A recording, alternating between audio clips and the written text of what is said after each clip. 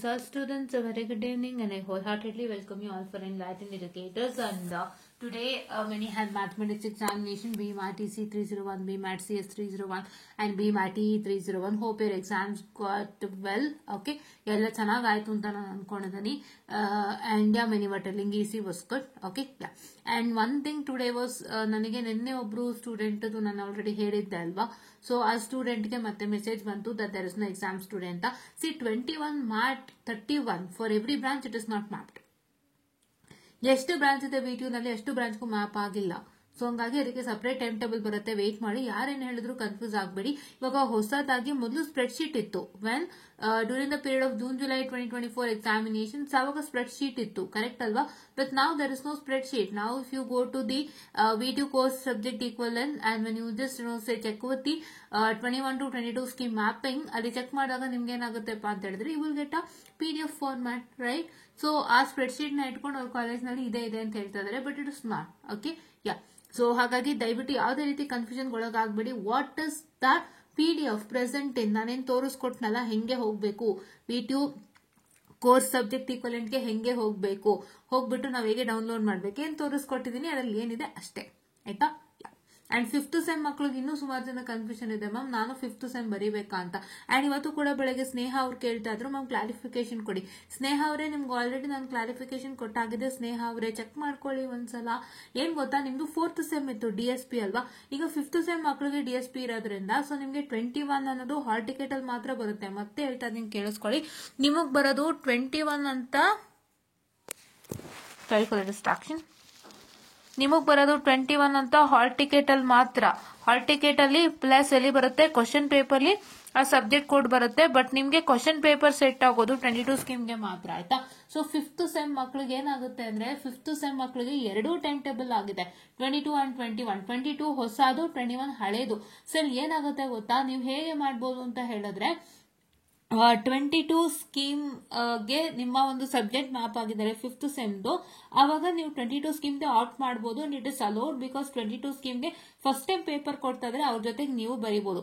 ಇಲ್ಲ in case if you are not opting to write you can write it in 21 scheme. But ಏನಾಗುತ್ತೆ ಗೊತ್ತಾ, ಒಂದು ಜ್ಞಾಪಕದಲ್ಲಿ ಇಟ್ಕೊಳ್ಳಿ, mapping ಆಗಿರೋದು ಅಂತ ಹೇಳಿದ್ರೆ ಸಿಲೆಬಸ್ ಬಂದು it will be like for what I can say 80 to 70% of the syllabus should be same along with or 100% of the syllabus should be same.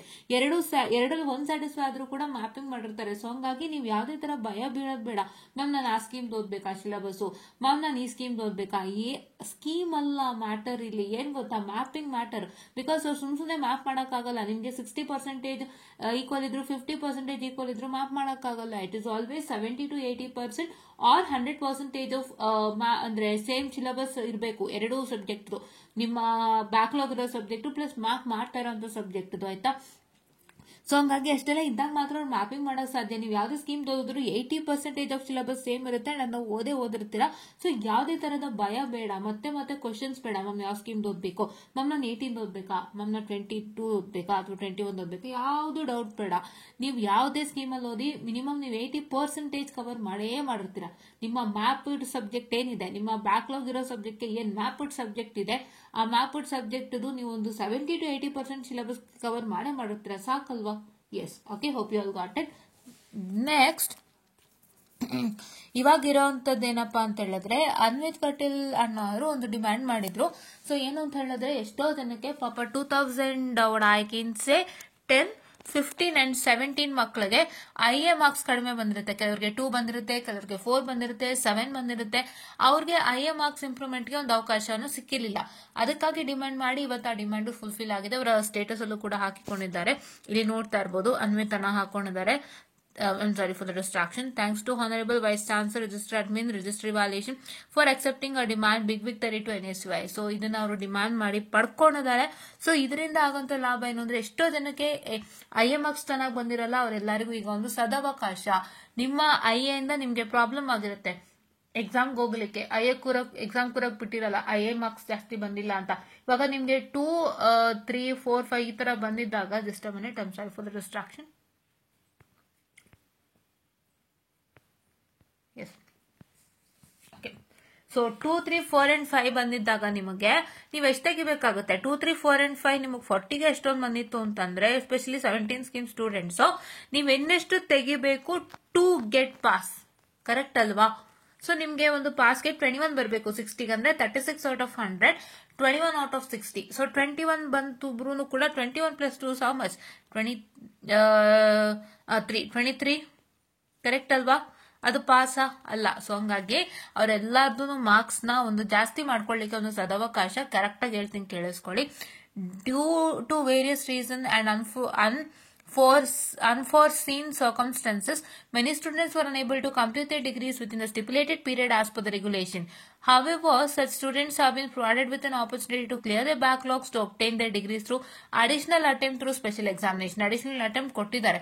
Additional attempt ಕೊಟ್ಟಿನೂ ಕೂಡ ಕೆಲವ್ರಿಗೆ ಇಂಟರ್ನಲ್ ಮಾರ್ಕ್ಸ್ ಕಮ್ಮಿ ಇರುತ್ತೆ, ಅವ್ರಿಗಾಗಿ ಇದು special. Okay, yeah. However, as per the 2010, 2015 and 2017 scheme, the students have to obtain the minimum IA, CIE marks to pass in the subject. Because of the same, few students were unable to clear the backlog subject as there was no opportunity to improve their IA, CIE. Okay, yeah, minimum IACIE ಅವ್ರಿಗೆ ಮಾಡ್ಕೊಳಕ್ಕಾಗಿರಲ್ಲ ಕೆಲವೊಂದು ಕಾರಣಗಳಿಂದಾಗಿ. So ಹಾಗಾಗಿ ಅವ್ರಿಗೆ ಅದು opportunity ಇರ್ಲಿಲ್ಲ, ಅಂದ್ರೆ ಕೊಟ್ಟಿರ್ಲಿಲ್ಲ opportunity. ಅವ್ರು ಆ ಟೈಮಲ್ಲಿ ಚೆನ್ನಾಗಿ ತೆಗಿಯಕ್ಕಾಗ್ಲಿಲ್ಲ, ಬಟ್ ಅದನ್ನ ಸರಿ ಮಾಡ್ಕೊಳ್ಳಿಕ್ಕೆ ಈಗ ಒಂದು ಆಪರ್ಚುನಿಟಿ ಕೊಟ್ಟಿರ್ಲಿಲ್ಲ, ಆಯ್ತಾ? So in light that schemes have been phased out and also they have as provision to appear in special examination, the following is permitted. The college may conduct IA test for the student who belong to 2010, 2015 and 2017 and have not attained the minimum IACIE marks, subject to the condition that they are covered in special examination.